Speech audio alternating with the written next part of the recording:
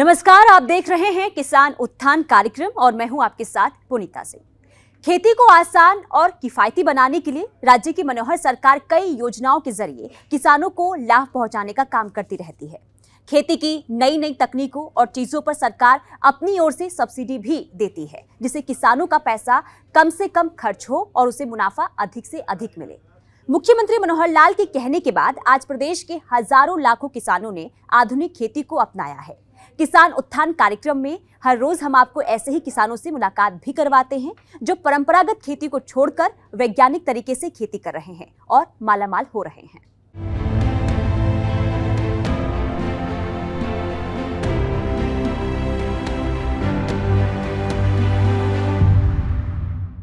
किसानों की उन्नति ही देश की प्रगति है। इस सोच के साथ मुख्यमंत्री मनोहर लाल ने किसानों के हित में एक के बाद एक कई कदम उठाए हैं, जिसका लाभ प्रदेश के हजारों लाखों किसानों को मिल भी रहा है।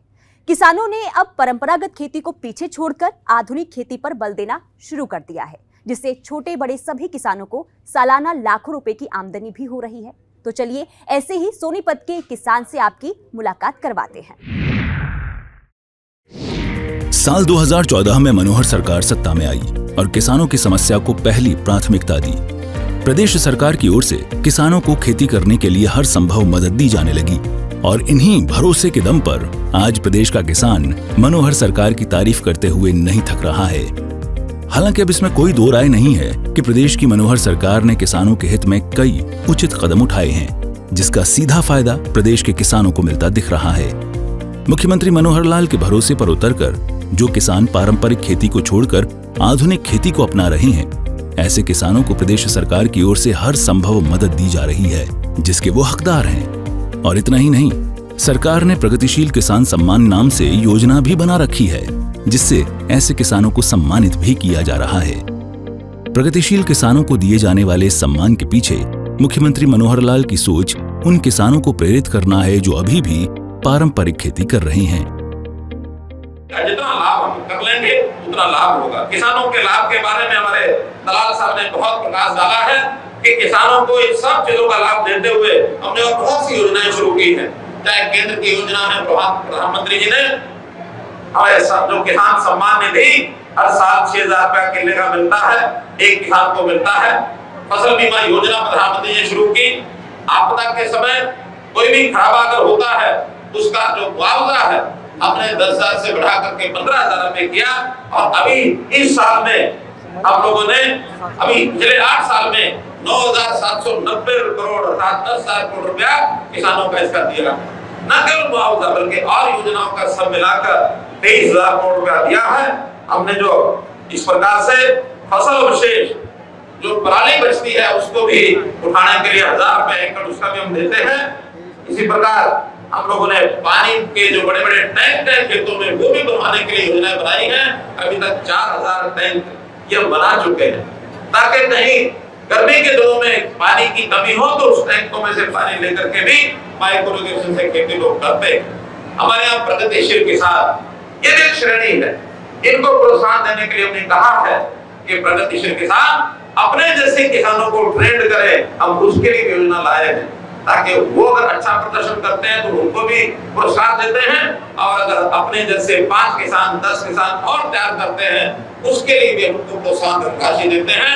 ट्रेनिंग के लिए भी वो आगे आते हैं, इसलिए उनको भी मैं बहुत से योजनाओं के अंदर शामिल करता हूँ। साल 2014 में मुख्यमंत्री मनोहर लाल ने प्रदेश की सत्ता को संभाला तो उन्होंने सबसे पहले किसानों की आय को दोगुना करने के बारे में सोचा और जी जान से किसानों के हित में फैसले लेने के लिए जुट गए। इसकी बदौलत है कि प्रदेश का आज किसान खुशहाल है और मुख्यमंत्री मनोहर लाल के गुणगान कर रहा है। करे भी क्यों ना, किसानों को किसी भी प्रकार की कोई भी परेशानी सामने आई तो सबसे पहले मुख्यमंत्री मनोहर लाल ने उस दुविधा को दूर करने का काम किया है। इसके साथ ही चलिए आपकी मुलाकात प्रदेश के जैविक खेती करने वाले आधुनिक किसान से कराते हैं, जिसने परंपरागत खेती को गुड बाय बोलकर आधुनिक खेती को हाय बोला है। ये कहानी है सोनीपत के अटेरना के रहने वाले किसान कमल सिंह चौहान की, जो पीढ़ी दर पीढ़ी चली आ रही धान की खेती करता था। लेकिन धान की खेती में आई बीमारी की वजह से कमल सिंह चौहान को काफी नुकसान झेलना पड़ा, जिसके बाद किसान कमल सिंह ने खेत में बायोगैस प्लांट लगाकर जैविक खेती करना शुरू कर दिया और इस किसान ने बेबी कॉर्न और स्वीट कॉर्न उगाना शुरू कर दिया। इस किसान को प्रेरणा स्रोत मानकर मौजूदा समय में कई दर्जन गांवों के किसानों ने भी बेबी कॉर्न और स्वीट कॉर्न उगाना शुरू कर दिया, जिससे दूसरे किसान न सिर्फ खुद की आमदनी बढ़ा रहे हैं बल्कि कई लोगों को रोजगार भी मुहैया करा रहे हैं। मैंने 1998 में बेबी कॉर्न की खेती शुरू की। सबसे पहले 18 सितंबर 1998 को बेबी कॉर्न बोया और इससे जो है आमदनी इतनी हुई कि गेहूं और धान दोनों फसलों में मिला के भी इतनी आमदनी नहीं होती थी। तो 2 साल तक मैं अकेला करता रहा। फिर मेरे पड़ोस के किसानों ने भी बेबी कॉर्न शुरू कर दिया और उसके बाद पूरे गांव ने, फिर पूरे क्षेत्र में बेबी कॉर्न की खेती फैल गई। सोनीपत जिले की बात करें तो टेरना गांव बेबी कॉर्न के नाम से जाना जाता है। जी। कितने किसान कितने एकड़ में? यहाँ पर जितने किसान हैं सभी किसान बेबी कॉर्न की खेती करते हैं। साथ में क्षेत्र के जो किसान हैं वो हमारे से जुड़े हुए हैं, हमारे से सलाह लेते हैं। बीज भी कई बार उनको उपलब्ध कराना पड़ता है, टेक्नोलॉजी उपलब्ध करानी पड़ती है।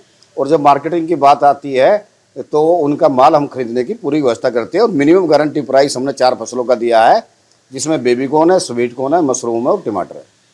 कितने किसान आपसे जुड़े हुए हैं, कितने मजदूर काम करते हैं? लगभग हमारी सारी इंडस्ट्रीज में 500 के करीब जो है मजदूर काम करते हैं और ट्रांसपोर्टर, अकाउंटेंट और भी काफ़ी लोग जुड़े हुए हैं। साथ में 10,000 किसान जो बेबी कॉर्न की, टमाटर की, मशरूम की खेती करते हैं और स्वीट कॉर्न की खेती करते हैं, वो हमारे से जुड़े हुए हैं। देखो, खेती करना, पहले खेती में बाजार का रूप नहीं था। किसान के पास सब चीज़ गांव में ही उपलब्ध होती थी। अब खेती ने बाजार का रूप लिया। खेती में जो इनपुट है उनकी संख्या बहुत बढ़ गई है। जैसे रासायनिक खाद है, दवाइयाँ है, बीज है, सब बाजार से खरीदना पड़ता है। तो अब कुल मिला के जो है खेती में ज़्यादा फायदा तो नहीं रहा है, क्योंकि इनपुट ज़्यादा हो गए हैं।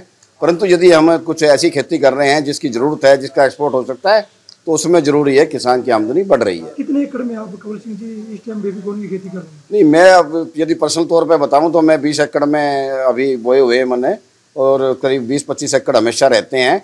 और साथ में हमारे साथ जो किसान जुड़े हुए हैं 10-15 गाँवों के आसपास के, वो सब बेबी कॉर्न की खेती करते हैं। जो माल तैयार करते हो यहाँ पे विदेशों में भी सप्लाई करते हो? हम 2 तरह से माल तैयार करते हैं। एक तो जो बेबी कॉर्न आता है तो कैन करते हैं, उसको डब्बा बंद करके सुरक्षित कर देते हैं, वो देश की मार्केट में जाता है, पूरे देश में जाता है। दूसरा फ्रेश बेबी कॉर्न हम बाई एयर जो है लंदन भेजते हैं। हर रोज 1 से 1.5 टन जाता है। भारत सरकार ने साल 2019 में किसान कमल सिंह चौहान को खेती के क्षेत्र में अच्छा कार्य करने के लिए पद्मश्री से भी सम्मानित किया है।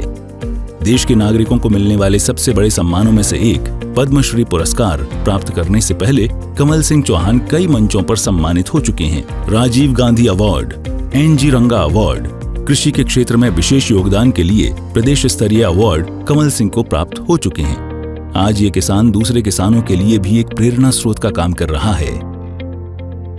पद्मश्री सम्मान सरकार ने इसलिए दिया कि हमारे यहाँ 500 करीब मजदूर काम करते हैं। महिलाओं को यहाँ रोजगार मिला हुआ है अपने घर के पास ही, और साथ में 10,000 किसानों की आमदनी दुगनी ही नहीं 3 से 4 गुनी बढ़ गई है। और क्या पद आपको दिया गया है? अभी रिसेंटली सरकार ने, जैसे कि हमारी फूड इंडस्ट्री है, तो हमें FSSAI food safety and standard authority of India का सदस्य नियुक्त किया गया है, जिसमें लगभग 22 सदस्य होते हैं। 19 सदस्य अभी हैं और इसमें 3 नॉमिनेटेड सदस्य हैं, बाकी सरकारी IAS लोग हैं, जॉइंट सेक्रेटरी लेवल के हैं 7 और 5 कमिश्नर हैं। नहीं, ये दरअसल क्या है, किसान तो वही काम करेगा जिसमें उससे ज़्यादा फायदा होगा, उसको देखने की ज़रूरत है। हमने बेबी कॉर्न की खेती शुरू की, हमें ज़्यादा आमदनी हमारी बढ़ी, तो लोगों ने देखा कि इनकी आमदनी बढ़ रही तो हम भी करेंगे, तो हमने उनकी सहायता करी और उन्होंने इस तरह से बढ़ती चली गई। किसी काम में फायदा होगा तो वो बढ़ता ही चला जाएगा, नुकसान हो जाए तो घटता चला जाएगा। ये तो किसान, हर किसान हो चाहे व्यापारी हो, सब फायदे का ही सौदा करना चाहते हैं। ऐसे किसानों से दूसरे किसान प्रेरणा लेकर जैविक और आधुनिक खेती की ओर अग्रसर हो सकते हैं और मालामाल हो सकते हैं। किसानों की आय डबल करने के लिए वैसे ही मनोहर सरकार प्रयासरत है और किसानों को हर संभव मदद दे रही है। सरकार किसानों के लिए नई स्कीम ला रही है। नई स्कीमों के माध्यम से किसानों को अनुदान दिया जा रहा है ताकि किसान समर्थ बन सकें, जिसका असर आज हरियाणा प्रदेश में साफ तौर पर देखा जा रहा है। ब्यूरो रिपोर्ट, सूर्या समाचार। तो देखा आपने, मुख्यमंत्री मनोहर लाल का किसान प्रेम आज प्रदेश में किसी से छुपा नहीं है और इसी की बदौलत आज प्रदेश का किसान आधुनिक खेती को अपनाकर लाखों रुपए की कमाई कर रहा है। किसान उत्थान कार्यक्रम में आज के लिए इतना ही। मुझे दीजिए इजाजत। नमस्कार।